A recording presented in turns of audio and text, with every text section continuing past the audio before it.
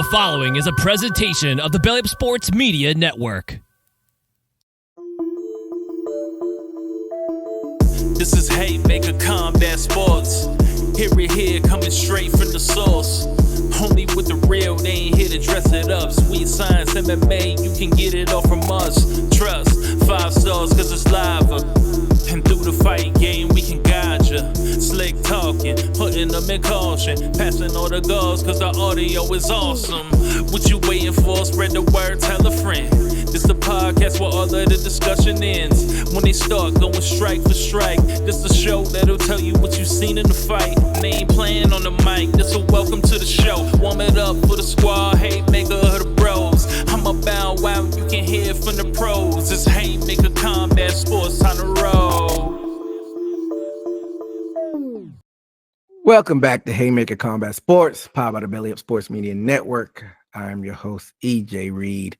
Solo show to begin this one. We'll have Steve joining me in the show a little bit later. But we had a fight night card that went down in jolly London, England. Edward versus Brady. And we'll go ahead and just get right into these fights.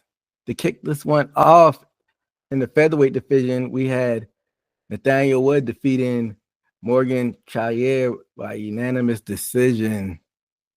In round one, Wood dropped Morgan with a right hand with about 2 minutes into it, and then he tried finishing him off with some ground and pound and ended up on the bottom for the rest of the round, which was not a good visual. And then round two was a good back and forth round, but Wood was the busier fighter. And then going on to round three, it was a little bit closer to round two, but Wood was able to outstrike Morgan and get the unanimous decision. Not the most exciting fight, but it wasn't a boring fight. You know, it was a good, nice tactical back and forth. And Nathaniel Wood was able to get a big victory on a big platform. So we'll see what happens with him next. But moving on to the second fight on this card, we had Chris Duncan defeating Jordan Vucinic by guillotine choke. So Duncan dropped Vucinic in the first round with a straight right hand and then went for the guillotine to no avail, but controlled the rest of the round on the ground. And then in round two, Duncan controlled in the grappling department again. And when we were halfway through, jumped the guillotine and got the sub. So Duncan was able to make quick work of Vucinic and able to get a victory on a big platform of being live out there in London. And now we have Steve Johnson joining us to review the rest of these fights. What's going on, Steve? Nothing much. What is it? Shit, man. Can't remember the day. Tuesday. And as far as the past weekend, did pretty good and caught some fights. So yes, sir. I went over the first two fights of the card, this London card. All in all, before we get into the rest of the fights, how'd you feel the vibe was in London for these cards? Because it seems like they always got a pretty rowdy crowd over there. Yeah, it was cool. They do usually, participate. The crowd does. Sing that one song. I don't remember what it is, but they sing a tone in the crowd. I can't remember if I even heard that. But I could say it could be hyper.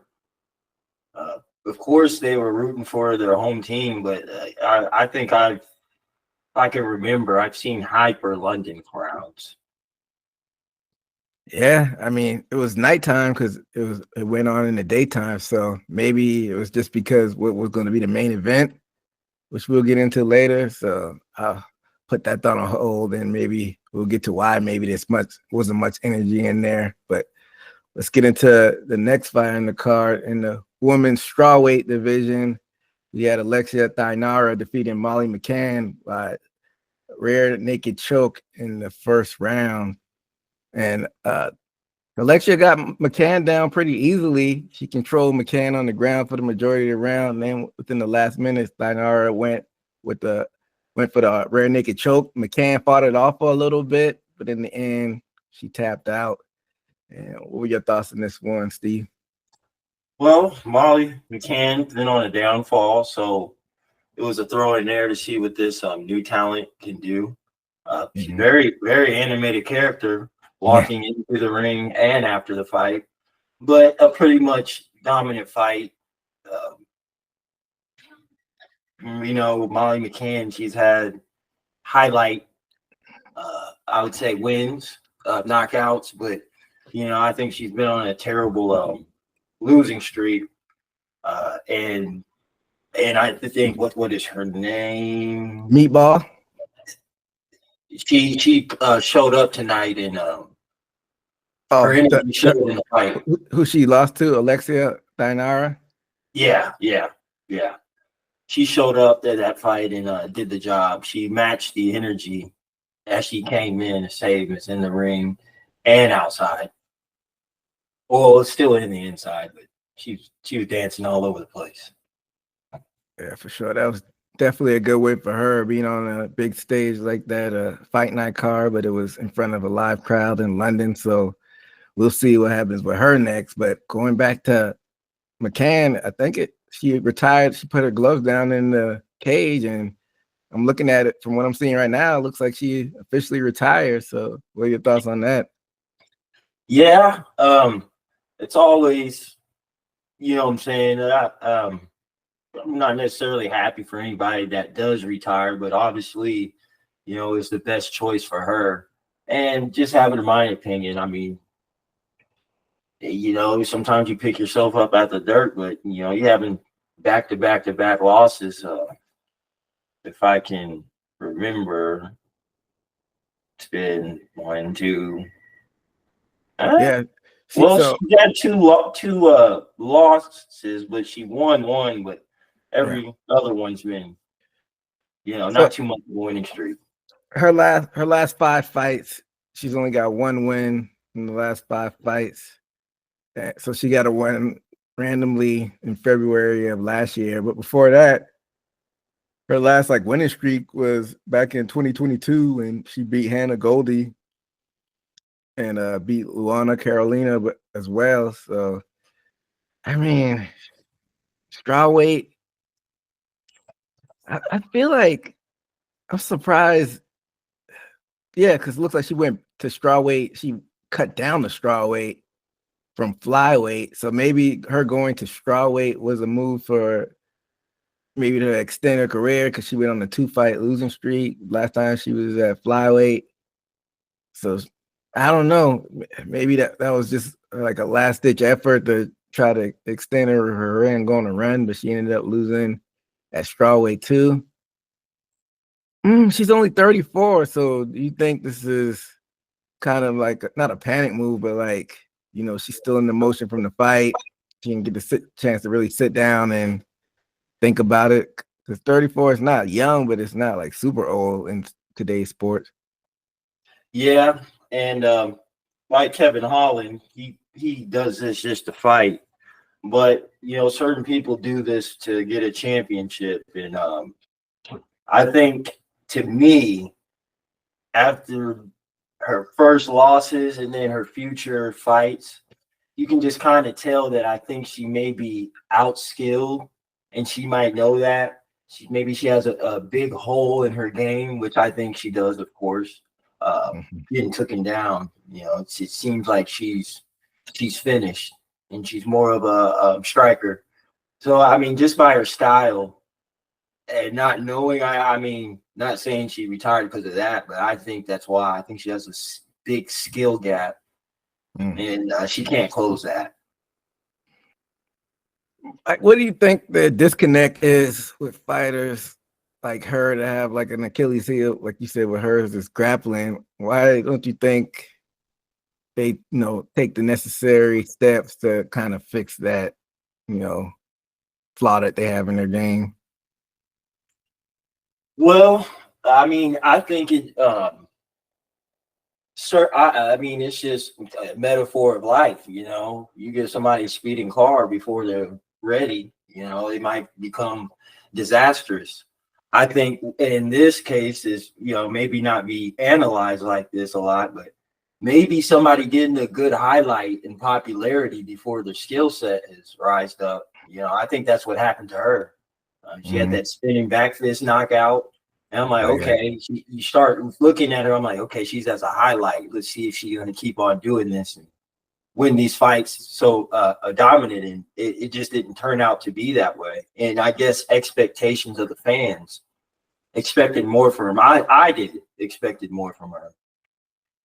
Yeah, when was that? That was against Hannah Goldie. That was back in 2022.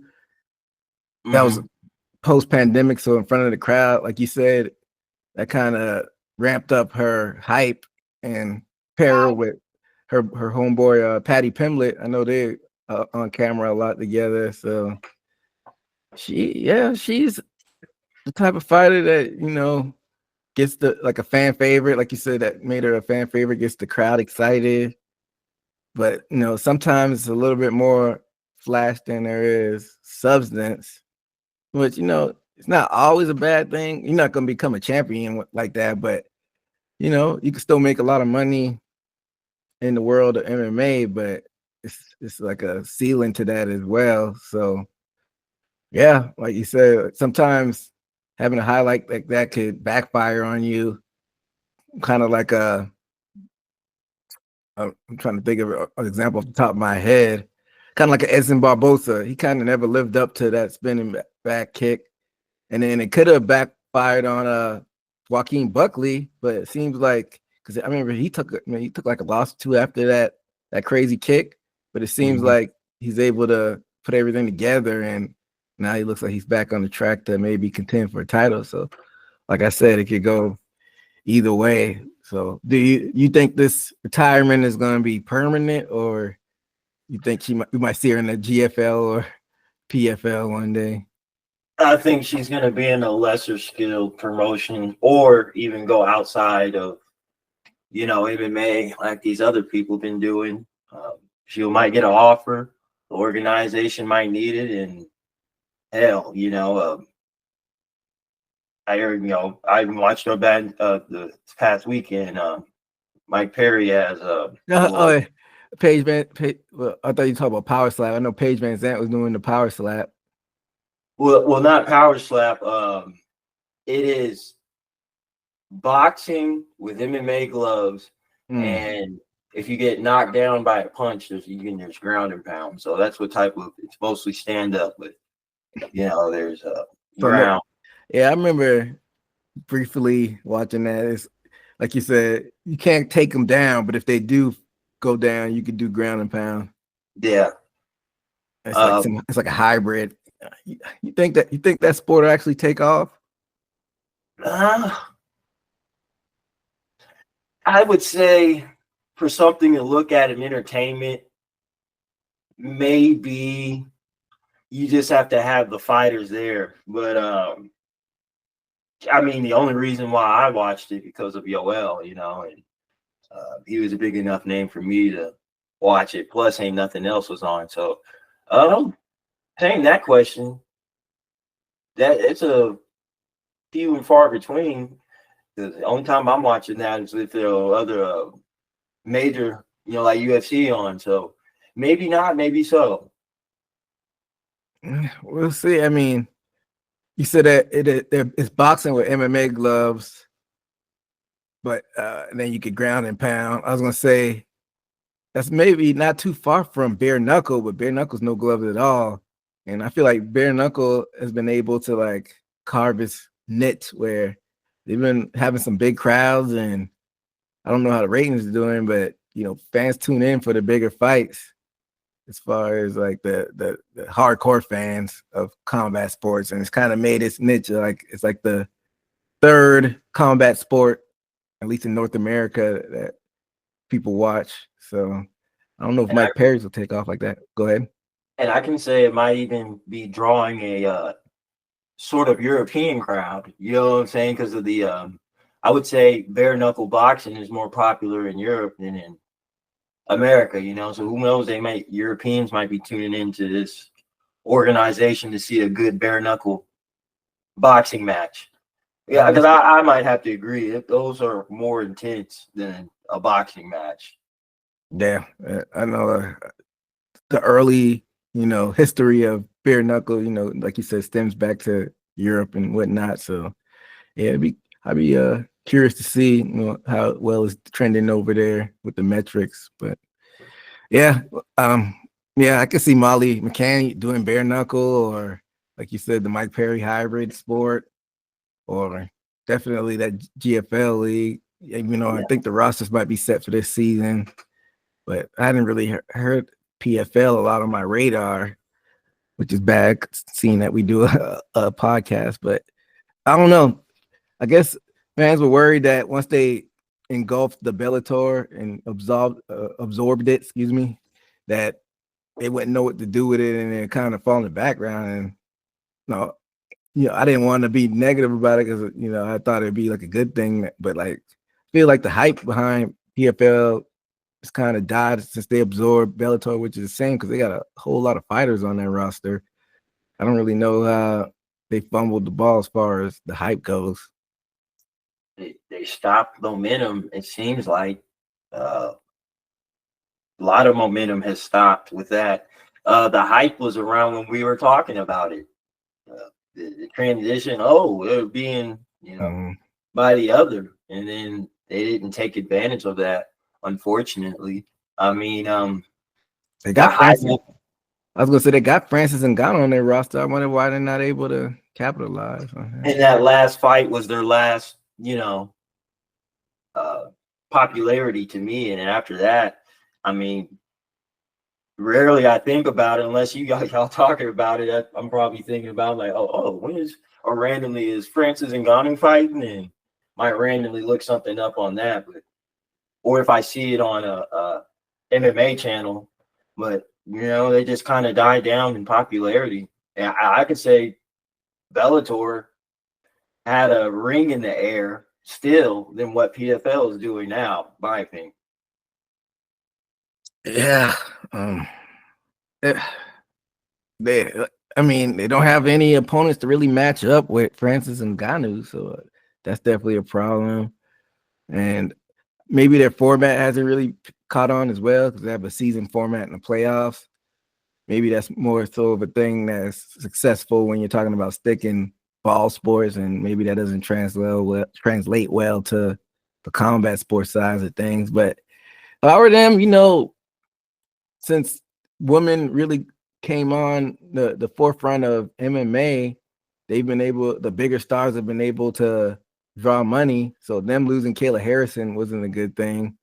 You got Francis on the men's side. I would focus on building up the women's side as well. Maybe bring some more eyes. If I were them, I would, because they have Clarissa Shields on their roster. I know she boxes, but the majority of the time, but I would try to throw some marketing dollars in her and try to see if she wants to fight a little bit more, just to kind of make her to face it, draw some hype back up. So I would say a good prospect, throw a bag at Amanda Nunes. But who knows if she retired before her, fights. I mean, money talks. So if you have a chance to get Nunes, and I say go for it, but I see her, if she returns, I can't see it being nowhere else but the UFC. But you never know. Nobody thought Francis would go over there, so who knows? But that would definitely draw some eyeballs. I agree with that. And Yoel, they have Yoel's contract with Bellator. I'm like, what's going on with him? He's with GFL now. How'd they lose that? Yeah, that's crazy. Yeah. I think out the gate, this GFL league is gonna draw some more eyes than what PFL is doing right now, which is crazy. And that starts in May. So we'll be definitely talking about that once it gets started. But let's move on to this next fight on the card. We were talking about briefly earlier. In the welterweight division, we had Kevin Holland defeating Gunnar Nelson by unanimous decision. So in round one, Kevin Holland was on his back foot for the majority of that round, but not on his back foot. He was on his actual back for the majority of the round when he got taken down. But he was squirming around, making it ugly, where Nelson wasn't getting clean shots on him and was trying to go for submissions on his back and jiu-jitsu the whole time. Then when he got out with about 10 seconds left, he dropped Nelson with that overhand right and almost finished him. I'm like, oh shit, it's about to be the end. But Nelson was saved by the bell. And then round 2, Holland's takedown defense held up for more than half of the round, but Nelson was able to get him down eventually, but didn't do any damage on the ground. I feel like even in that second round when he got taken down, Holland was getting more strikes from the bottom because like when Nelson got him down, he couldn't really do anything. I don't know if that's a testament to Holland's prowess on the ground because his jiu-jitsu may be a little bit underrated, or if, Nelson just wasn't, game enough to actually do anything skill-wise. But then going on to round 3, kind of got another takedown with about a minute into that round. And then he tried to sink in that arm triangle, but Holland defended it and got back up with about 90 seconds left in the round. And then Holland did some good Muay Thai to finish out the round and was able to get the decision. What were your thoughts on this one? Yeah, Gunnar Nelson coming back after a while. I've seen him. Always known as to me as a good stand-up fighter. I think he may be able to be, as far as I remember, defensive on the ground or take it to the ground if he has to. Gunnar Nelson coming back, somewhat rusty, but I see Kevin Holland was able to enforce himself in the fight more and get more, besides the takedowns, more dominant striking position and grappling against the fence. I think I was about to give up on Kevin Holland after it. Definitely if he lost this one, but he came through. Gunnar Nelson came back. Maybe it was because of ring rush, but I would say I would expected a cleaner performance from Gunnar from what I've seen him in past. For how much of a veteran he is. He's out of the Conor McGregor camp used to. And so, but Kevin Holland held himself together. Like I said, maybe it's styles make fights. And maybe definitely because of ring rush for Gunnar Nelson. But definitely Kevin Holland had a good fight and definitely finally got a win on his record after a downfall a little bit. Yeah, he had 2 losses before this, a win before that, and then 2 losses before that. So he hadn't gone on more than a 2-fight losing streak in his whole UFC career. So, he fended off having 3 in a row again. So, like you said, Kevin Holland is an interesting figure in the world of MMA. He's animated. He's kind of a tweener, isn't he, though? Because he keeps flipping back from welterweight to middleweight. Do you think it would serve him better to stick with one division, or you think he should just stay like in that hired gun position and just fight wherever division his heart takes him and the bag takes him? If I remember, I think the stats as far as his within 5 years, I think he had 20-something fights. That's insane. Yeah, which is active. So I think saying that, just being available in 2 weight classes, you can only imagine certain people are sticking to one because they have to worry about either the weight cut or there's too much bigger boys up in those bigger weight classes. But I guess he's one of those people that can more than happy to go back and forth mentally and physically to hang with these guys to be open more for financially, I think. Man, he's a guy that just loves to fight. I mean, we commend guys like that, but if you're looking at your health long term, that's gonna come back and wear on you after a while, taking so many fights. And I'm looking at it now, coming in to the Contender Series is when that's not officially a UFC fight, but he was in the Contender Series back in 2018. He made his main roster debut. I don't even remember this fight. He fought Thiago Santos. I don't remember that at all. So it had to have been at middleweight then if he fought Santos. This was back in August of 2018, and he lost. He came in and lost. This was on the pay-per-view, so it had to have been like on the prelims. he lost. And then, like you said, how many? You said he had like 20 something fights. Yeah, either Yeah, 20 or 20 something, definitely within the span of 5 years.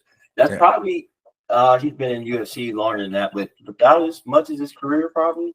Yes. Well, I'm looking at 2018. It's 2025, but it's not a full year into 2025. So we'll say 2018 to 2014. That's 6 year spans. He's been in. He's had 25 fights in the UFC within a 6 year span. And that's pretty crazy. Some people's careers don't even last that long. Yeah. So Shit. Speaking of that, Jalen Turner, I don't think it's lasted that long. A recent retiree. yeah. So I mean, I'm guessing. So I guess then you think that's a good thing that he fights so often? I think so. I think he's even explained it in interviews. He doesn't care. Like you say, he does it because he likes it. And I think mentioning, I can't remember if it was something I watched on YouTube or if they explained on the fight night card this last Saturday, but I think how much he makes is a lot more than a lot of UFC fighters that don't fight as much as him. I can't remember the number, but it's pretty good for, I guess, what an estimation they say he gets. Yeah, I mean, I'm sure he's making probably 6 figures to show and to win, which is great. A good bit amount of money you can make a living off that compared to some of these fighters they're picking up off the street. I'm sure they're only getting like 30, maybe even 15 and 15. So yeah, I guess you can't knock a man for trying to get the bag. I know he's got his team to pay, but yeah, if he's healthy, then I guess go for it. But like I said, it'll eventually bite you in the ass, that wear and tear. But yeah, you were talking about Turner earlier. Turner only, like you said, he just retired. He only had 23 fights total, and that's not counting like his young UFC fights where you're fighting on the regional circuit. That's crazy. And Holland's had that amount in just 6 years. Yeah. That's more than that in 6 years, which is fucking crazy. So, Yeah.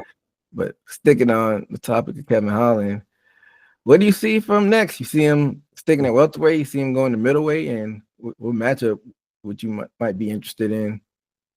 It's kind of hard because he always puts himself in some type of limbo. He's either gatekeeping or right above it, and then can't seem to get above the hump of it's the skilled fighters that are in front of him. Like I said, he's in limbo, just looking for fights, and I think when it catches, that's where he's going to take it seriously. But right now, I mean, all he's doing is winning and losing, so I think that's all he can do is just sit there and fight and see what opportunity comes, because he seems like he can't ensure a winning streak long enough to be interested in contender talk since the beginning of his career when he got that Jacare Souza knockout.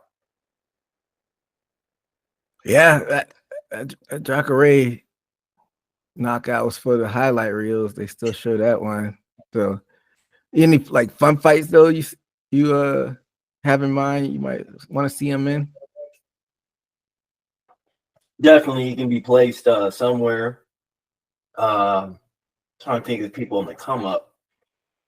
He's not. He's because right now he's not ranked. He's not ranked right now. Oh man.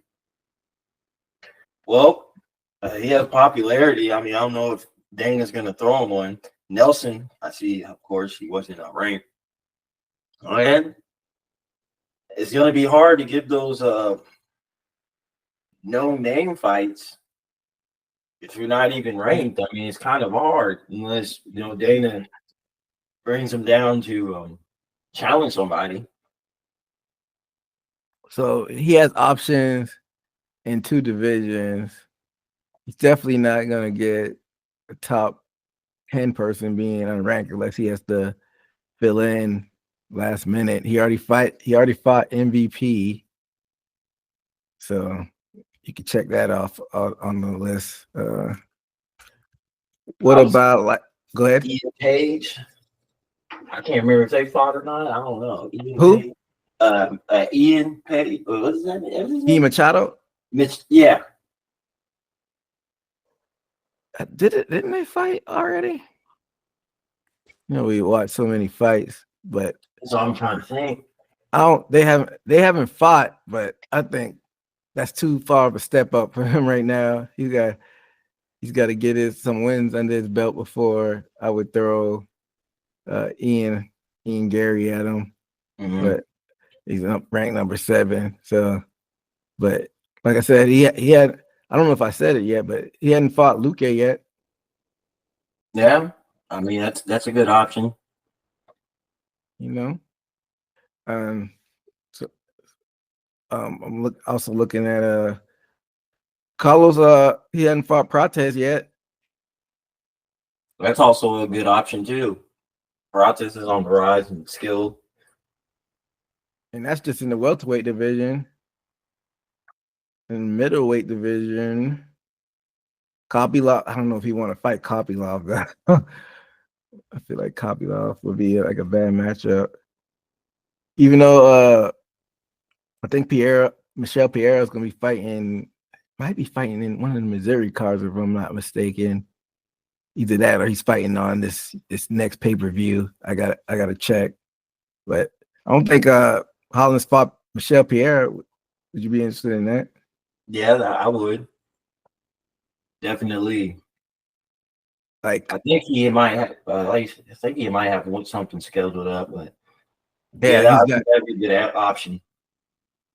If I'm not mistaken, because when I was with you a couple weeks ago, we were talking about Michelle Pierre. I think he might be on this UFC, this Miami card, if I'm not mistaken. No, I don't see him on there. So he might be on one of these that one of those Missouri card, not one of them, the Kansas City card. I think Michelle Pierre. But that'd be a fun fight if that were to go down. I could see it being like a Michael Page fight.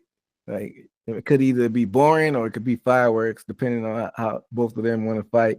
Pierre and Kevin Holland. Mm-hmm. Who knows? But yeah, so now that he's back on the winning track, like I said, he's got options at both weight classes. So we shall see what's in store for him. But moving on to this co-main event in the lightweight division, we had Carlos Oberg defeating Jan Blachowicz by unanimous decision. Very strategic first round and very strategic fight overall for both fighters. That round 1 could have went either way. Round 2 was a lot of leg kicks for both fighters, but I think I gave the edge to Oberg just because he was a little bit more busy. Both fighters fought that round pretty cautiously as well. And round 3, another sparring session. It's more like point karate fighting. I definitely won't be rewatching this. It's very strategic. So, see, I'm not like a fan that goes into fighting. Not all fights have to be slugfest, and I like the strategy of MMA when it's a nice tactical fight, but when it's like high level striking from both parties, sometimes it's not always going to be a slugfest, but it just seemed like both of these fighters were kind of fighting not to lose, which is not a fun fight at all. What were your thoughts on this one? I would have to agree. There was a lot of James Blachowicz. I would say, most of the time establishing control or neutral, and Oberg was just strategically picking his shots more, and of course I think that's what made him win. And it was just to me a glorified sparring match. It seemed like it. They were only waiting for opportunities. They weren't trying to force it to get to a dominant position to land a strike or forcing other options other than striking. To get some more points on the scorecard to try to pull away from each other as far as rounds. Like I said, it's a glorified sparring match, and like I said, I didn't enjoy it either. Damn near fell asleep on this one. Yeah, basically, like NyQuil. Yeah. um, so before the judges went to the decision, who do you give the fight to? Uh, I would say Oberg. Mm-hmm. It seemed like James Blaskowitz, he was chasing him more, and it seemed like Oberg, although it wasn't much, was doing more with him, backing up and finding position, leg kicks, nothing too dominant, but you're just looking at who touched somebody more as far as leg kicks or jabs or, what they did strike each other. I think Oberg had the upper hand. Blaskowitz was doing more of the chasing. Yeah, not a pretty one to say the least, or a violent one. Like I said, not all fights have to be slugfest, but I want to see a little more than that. Looking at the rankings, Oberg, because Blakovich came in, I want to say top 3. They don't have a picture of like the past rankings, but actually they do, because Blakovich went down 2 spots and he's number 5 now, so he was 3, and Oberg went from 6 to 3, so they kind of pretty much flip flop. Hey, Albert's knocking at the door, especially at this division. I'm sure they're gonna want to run Pierre and Ankalaev back, but you got Yuri Prochazka. He's already been for the title, so looks like Oberg is knocking on the door for the title shot. You think that you think he gets the title shot before the end of the year? Probably so, because he would throw the mix in as far as like the 2 people that are top striking. I mean, you throw them in there, you got 3 people that have their own striking, and that's their dominant go-to. I think we're seeing good fights.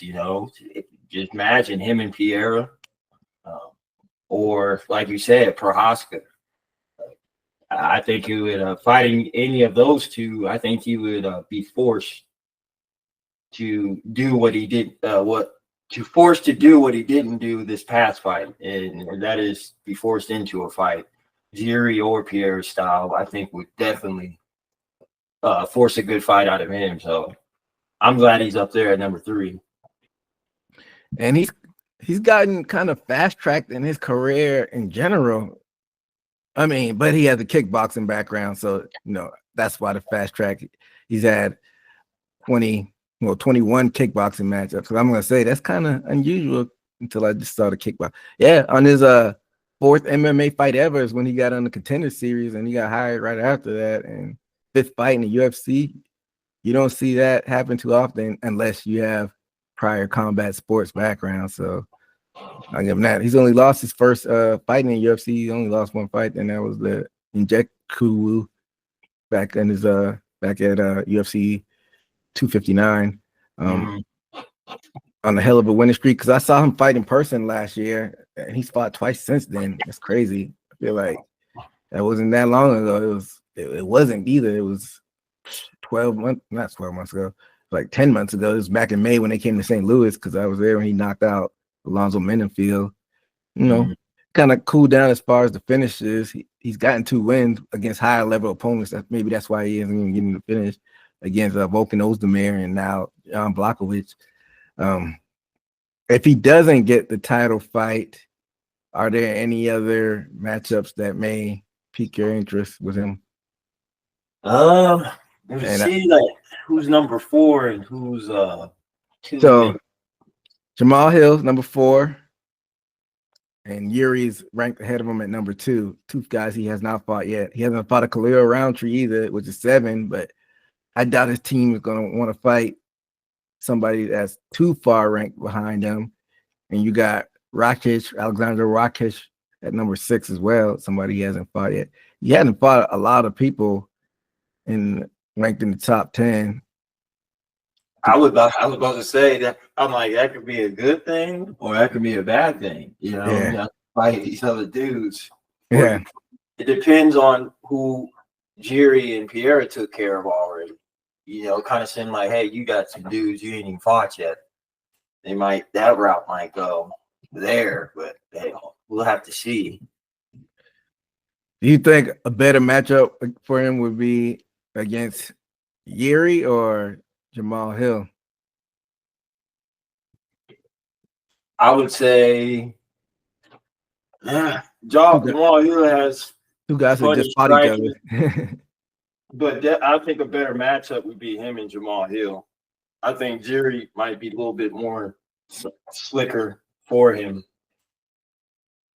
As we saw in the fight against Jamal Hill, Yuri's got that weird style where catch you with some unorthodox shit. So yeah, probably. And I hate to do that to Jamal Hill, but like you said, the better matchup for Oberg would be Jamal Hill, even though he's fighting back. He'd be fighting back a spot, but sometimes you got to stay busy. Like I said, I got a feeling that they're gonna make that rematch with Pierre and Ankalaev, which I'm not even that interested in the way their first fight went. But you never know. You might see Alex Pereira go up to heavyweight, and that would definitely help Oberg out if that were to happen. But talking about the loser in this one, Blachowicz, I mean, former light heavyweight champion. I mean, known for the Polish power, but you think his best days might be behind him? I think so. He's for real haven't been able to get there. And then his last loss was Blachowicz. Glover Teixeira, but it hasn't, from what I remember. Well, I'm looking at it. I was about to say Luke Rockhold, but Reyes was his last dominant. TKO highlight. Yeah, that's when he won it was the vacant light heavyweight champion. Because I remember going into that, it was during the pandemic. Reyes went in there all cocky just because he thought he beat John Jones and got his shit rocked by Blachowicz. But you forgot about the Rocket. What's that? You forgot about the Rockets fight. Rockets fight, yeah. Yep, the Rockets fight. Last KO. But that was fluky though. That was a knee injury. So you're right. His last real knockout was Reyes, and that was damn near 5 years ago. Mm-hmm. That was in the pandemic. Had that draw against Ankalaev, which was that should have been a foreshadowing of when Ankalaev got back in the title fight. Mm-hmm. He's not like I'm not going to put that like warrant fighter label on it, but Ankalaev is sometimes strategic as well. Mm-hmm. I want him the title, so you can't knock him on that. But I digress. Yeah, 2 losses in the draw for Blachowicz last fights. You say his better days might be behind him, but as we seen before in the sport of MMA, that doesn't stop a fighter from continuing to fight. Yeah. So, looking back at those rankings, he's fought a lot of these people in the top 10. So, what do you think for his next matchup? If he does continue, would you like to see him go against? Well, he hadn't fought Roundtree. Yeah. I would say, I guess he would have to get even to keep relevancy. I think that would be good for him if Roundtree were to fight him, even if it's fighting backwards. Because Roundtree gained some notoriety with that Pierre fight and some praise. He hasn't fought him, so yeah, I can see that going down. Mm-hmm. And I don't see what about like a Johnny Walker? Yeah, I can see that also. Yeah, I can see the Johnny Walker this stylistically and wanting to see it probably more than the Roundtree. And this goes without saying because I don't have a schedule. That's as if these fighters don't have anything booked, but the world of the UFC is always fast moving, so who knows? So barring those guys don't have any fights ahead. Yeah, it'd be interesting to see what happens with him next because they say power is the last thing to go, but I don't know. He looked a little bit slower and a little bit tentative as far as letting his hands go. So hopefully he's not too gun shy, and we'll see what happens with him in the future. But move on to the main event in the welterweight division. We had Sean Brady defeating Leon Edwards, 4th round submission. So round 1 was a close back and forth with Brady getting the takedown towards the end of the round. And moving on round 2, Brady got Edwards down, got the body triangle, and was working those short shots in. Like those shots were short, but they were probably adding up and doing damage. And he was trying to get that rear naked choke. Edwards broke that body triangle later on in that second round, and Brady got him in the side controls and tried for that Kimura. So it was good grappling by Brady in that round. Edwards defended it, but then Brady ended that round with some ground and pound to finish it off. And then round 3, Brady got that front face lock into a takedown into the full mount and beat Edwards up for the majority of that round. And then in round 4, Brady got another early takedown, worked his way into sinking that single arm guillotine, got Edwards to tap in. That's all she wrote. What were your thoughts on this one? The more I see Edwards fight, makes me think that kick was a fluke with Kamaru Usman, because he has a terrible problem with a high wrestling caliber styled fighter. It's I think he got through Colby, but I think he may have been physically stronger than Colby. But this fight is just, he can survive on the ground, but his takedown defense is terrible. He doesn't threaten them from not taking him down, maybe because of the style, but I don't know. He has to have a deep plan, because all it takes is somebody that's very good at wrestling, and he's in trouble. Yeah, going back to your first thought, Kamaru falling asleep at the wheel for the last few minutes of that round literally changed the course of history. Who knows what would happen to Kamaru if he would have just, Usman, if he would have just finished the rest of that fight off and were a little bit more cautious. But he probably would eventually lost. But still, what about the second fight, though? People say he won more soundly, and I thought it was closer than people thought, but people said he won that fight, the second rematch against Kamaru, more soundly. Yeah, it was close, but I think, of course, he had a dominant win, but I think Kamaru did enough, but based off it wasn't too much of a dominant win. I think they just gave it to Edwards.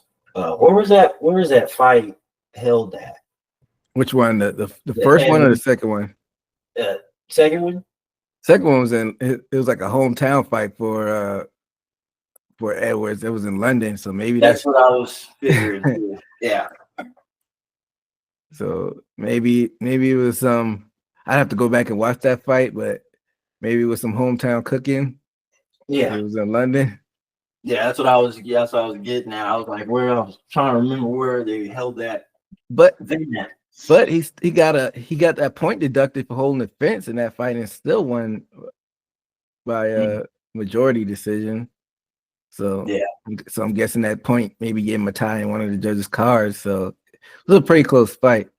Like I said, I probably need to go back and watch that. But yeah, like what do you think it is with the holes in his like wrestling? Because I feel like when he fought Kamaru Usman in the second fight, his defense held up pretty well. It's like defensive wrestling. I want to say he even got Usman down once himself, if I'm not mistaken. I think so.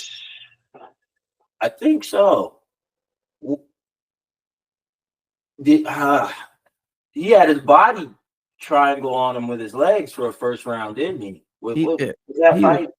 I think so. He either took Usman down that second fight, or he took Covington down. I can't remember which one, but he definitely took one of those wrestlers down. I'm I'm just looking at, and damn, I'm forgetting they even fought 3 times. Usman Yeah, and that first, Evans. first one uh, was a long time ago. Oh yeah, I, so I, I'm glad you corrected me. So I'm talking about the second and third fight. So thank you for correcting me on that because they did fight a long, long time ago. So I the forgot my second, damn self until I'm looking at it. Looking at it now. yeah, that I'm was looking definitely a at prelim fight. yeah. I'm looking at all his fights. You know what I'm saying? The first Usman fight, he has a wrestler. He lost. I'm going through his other fights. Luke Barbana. Not too much wrestling dominant. Cerrone, Nelson. You think Dos Anjos not so much of a wrestler, but has ground game. Edwards won. And it seems like he doesn't have problems until in his career until he starts getting into these wrestlers. So I think that's what it is. He's been avoiding wrestlers all his winning streak career. And then when we start seeing the second Usmans, it goes downhill from there. Yeah, so maybe that third Usman fight was like the peak of his training because maybe he was focusing so much on the wrestling in a high level title fight like that. But then it kind of carried over into the Covington fight. But Covington's is fighting kind of weird the past 3-4 years too. Like I feel like he hasn't really been focusing on his wrestling like that. For some reason, these wrestlers like to fall in love with throwing hands. I don't know why. Yeah. Usman, for Usman, it was justified because he was knocking motherfuckers out. But fighters like Kobe and like Sean Strickland, like even though Sean Strickland is not like known for he's more known for being a more well-rounded fighter, but like see these wrestlers like Kobe Covington trying to like fall in love with throwing hands, like stick with what brought you to the dance. Like I don't understand why you're trying to stand up with these guys like that, but I digress. But yeah, it was like you said, it's not a good look, especially like you said, running into these wrestlers looking like a fish out of water. Yeah. But I don't want to take away from Sean Brady's win. He jumped up 4 spots in the rankings. So he jumped from number 5 to ranked number 1, which is crazy. I guess is it title shot or bust for him at this point if he's ranked number 1? I don't feel like he shouldn't fight backwards if I were him. Yeah, I would say wait till this fight is coming up. And then I would say he's possibly next in line unless Dana gives him money and compensates him later to sit out.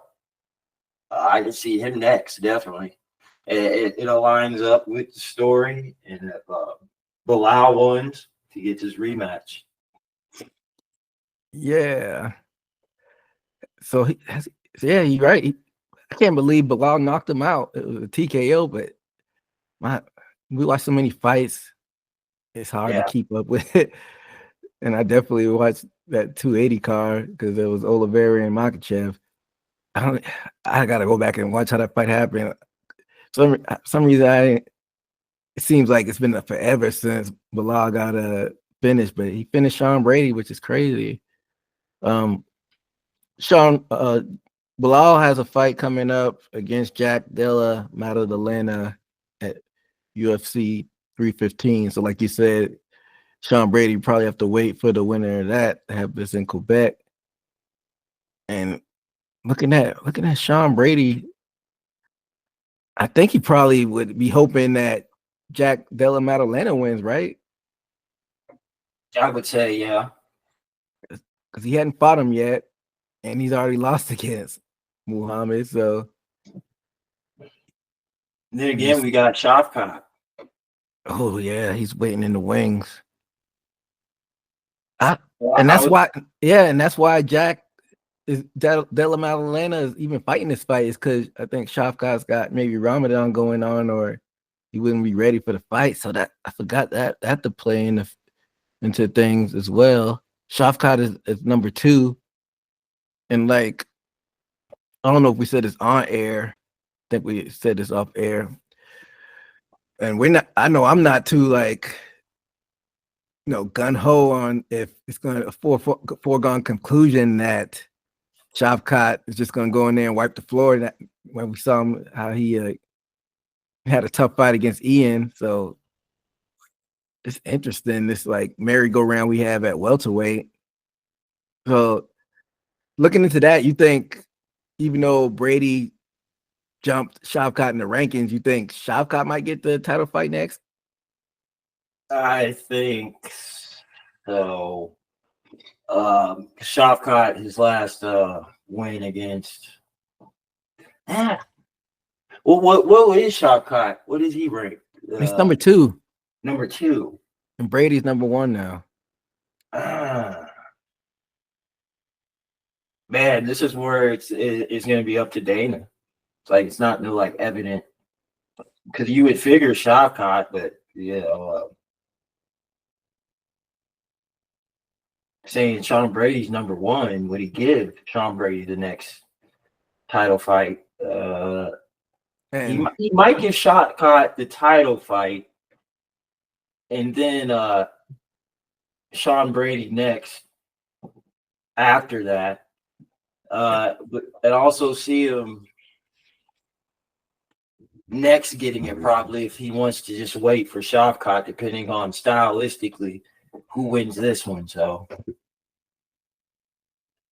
and to play devil's advocate though, in this climate that we're living in, you don't think they might let the American leapfrog Shavkat and get him in the title fight? American and Sean Brady. I can say it. Like I said, up to Dana, those views and how much popularity Shavkat has. I can definitely see it, especially depending on which venues he has booked for the future. Yeah, so it's gonna be interesting to see who gets the title shot, and they might, you never know, like they wouldn't go out and say it, but Dana White may punish Shavkat for pulling out of the fight and let Brady get the title fight over him. So yeah, we got to see what happens with that. But going back to Edwards, he dropped down three spots. He dropped from number 1 to number 3. What would be a good bounce back fight for him?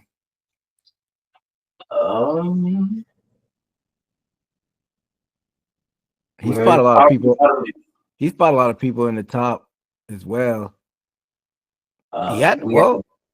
But it'd be going back to him not doing well with, like, even though Shavkat's got hands, he could do it all. I don't think that would be a good matchup for him because they haven't fought yet. What if Shavkat gets skipped over? You think that would be a good? Well, it wouldn't be a good fight for Leon, but you think that would be a fight that they make, Shavkat versus Edwards? Well, yeah. Like you said, he might not like it, but if he's popularity, he better do it. I think that'd get him back in there. And Ian Gary, I see that one. Yeah, they haven't fought yet. What is Bro? Is Bro Holloway? Is he welterweight? I don't think so. Yeah, probably. But Rahalo, he's a middleweight. Kyle Wow. Okay. I got Joaquin Buckley in number 6. Yeah. That can definitely get a shot. And like I said, throw that wrestler at him, give him a test to see if he can take on Buckley. I think I think he has options as far as probably having to fight backwards, who he can fight. And I think those are good choices. Ian Gary, Joaquin Buckley. Jeff Neal's probably not even ranked anymore. He's 10. He's 10. He's just on 10. That could be a good fight, but I don't know if that's too high. What about a Gilbert Burns? That's a good fight too. Also, I think he just came off a loss. Also, Sean Brady?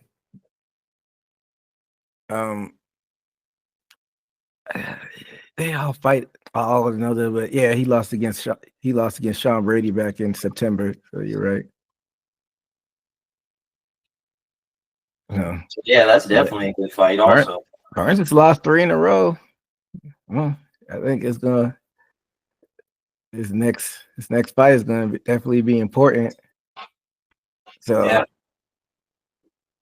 he's got Michael Morales on the docket. Gilbert Burns does. That's happening at UFC 315. So that's going to be an important fight for Gilbert. So we shall see. But yeah, Edwards, I mean, he can't, like you said, he did a good job of avoiding wrestlers for a long time, but you eventually, it's MMA. You got to fight people that are high level in certain disciplines, and he's gonna have his work cut out for him fighting these guys in the top 10 going forward. So we'll see what happens with him next. But before we get on out of here, we can't go without mentioning this story that happened in this past weekend. You notice the MMA show is still a combat sports show in general. Big George Foreman passed away on March 21st at the age of 76. Definitely an iconic figure in the world of boxing. We don't have our boxing aficionado with us, Chris, here today, but we still got to say a word about the legend George Foreman before we get on out of here. He's heavyweight champion, WBA heavyweight champion twice, WBC heavyweight champion, and IBF heavyweight champion. So what words do you have about Big George Foreman, Steve? Yeah, a big figure in boxing. Known in boxing outside the ring, was able to have his own cooking. What do you call it? For the George Foreman Grill? George Foreman Grill. Yeah. And got very popular and probably still these days, if not the actual product, things of it. He was the first to start those type of grills, and was able to be a fighter against champions that we know of today, a champion himself, fights that we'll remember. One of the strongest punching heavyweights was that people say of is probably, if not probably the heaviest. Just to say that, fight night champion, you get the old George Foreman to where it's funny because they say only one person in the world had it, but or a few people that code to have young George Foreman. He had 100%, I believe. He used to brag about his power. Yeah.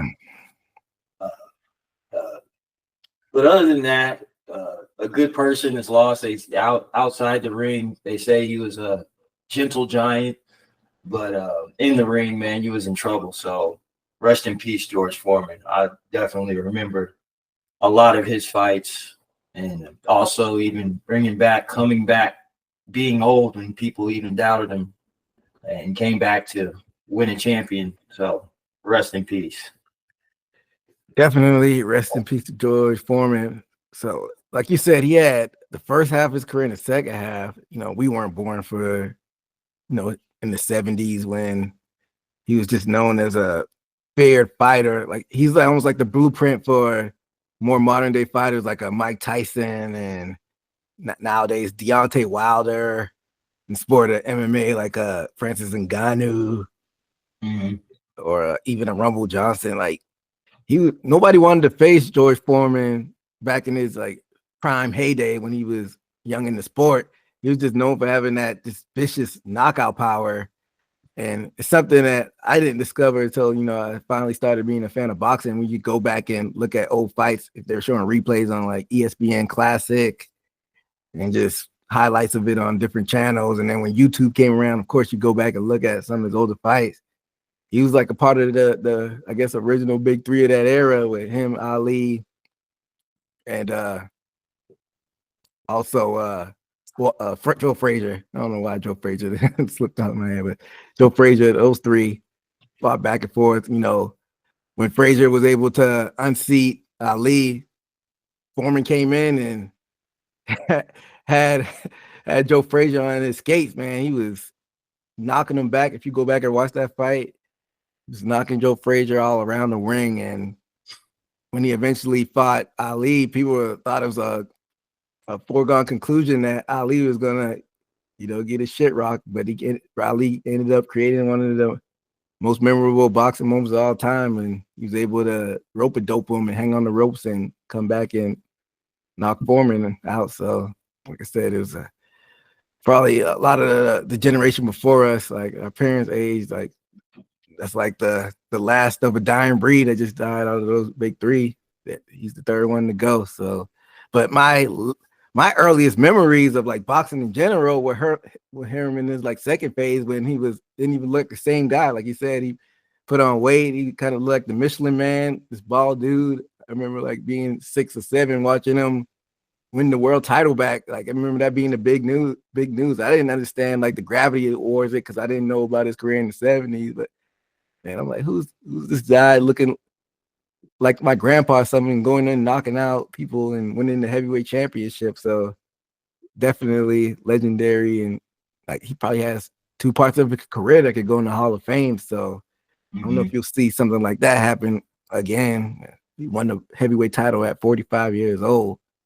So like I said, I don't know if we'll see that again in any combat sports. But like you said earlier, of course, he was able to make a franchise later on in life. A lot of people that aren't sports fans know him from the Foreman Grill, and was able to become a mogul. And I bet a lot of people wish they would have got on that idea, but he was able to capitalize off of it. I'm heard he made like hundreds of millions of dollars. I'm guessing that's probably some of your earlier memories of him. I don't know if you remember him at an older age boxing, but you remember him more so from the Foreman Grill or his later boxing career? Definitely would. It definitely made me memorize him for that reason. But definitely remembered his fights. And like you say, the emphasis on him even coming back wasn't even known to me as a kid. But I do remember we used to throw punches that they wouldn't even look like they would hurt. And then you see people get stunned by him. Very powerful dude. Yeah, for sure. So, like I said, I couldn't end the show off without saying RIP to George Foreman, and condolences to him and his family. But coming to the end of the show, I'll do it for here. I said Haymaker Combat Sports. I didn't even look at the boxing schedule. I know we'll definitely have to have a boxing show sometime in April. I think we may have done one earlier this March. And UFC, was it 314 happening in Miami, if I'm not mistaken? Oh, when is that going down before we get on out of here? That's going down in Miami it used to be the American Airlines Arena. I'm probably going to box this up. It's the Casilla Center, but that's going down in Miami. That's on April 12th. And I'm tripping. When did the Michael Chandler and Patty Pimblett fight get announced? Oh, is that newer? I could have swore Chandler was going to fight somebody else, or maybe it's always been Pimblett. That's on the next card, isn't it? Yeah, it's on April 12th. Yeah. Shit, I think that got announced, I would say a month ago, if not 2 months, 2 months and a half, 2 months. That'd be about 8 weeks. And we were talking about Jeff Neal or Prades being potential opponents maybe for Holland, but they're going to be fighting each other next this pay-per-view, so we'll see what happens with them. And then you got Patricio Pitbull and Yair, Chandler Pimblett. Of course, for the vacant featherweight title, you got Volkanovski and Lopez. So, once we do the preview show, we'll give our thoughts on that because that'll be interesting. Then your boy Bryce Mitchell and John Silva in the middle of that card. So, not a terrible card. I mean, and then on prelims you got Krylov and Dominic Reyes. You were just talking about Dominic Reyes. I could have swore he retired, but he's on that. John Woodson, Dan Ige, Jim Miller, Chase Hooper. So not too shabby of a card. But yeah, we'll be back to give our preview and predictions for that in a week or two. But that'll do it here for us at Haymaker Combat Sports. Until next time, be safe out there. Later. This is Haymaker Combat Sports. Hear it here, coming straight from the source. Only with the real, they ain't here to dress it up. Sweet Science MMA, you can get it all from us. Trust, 5 stars, cause it's live.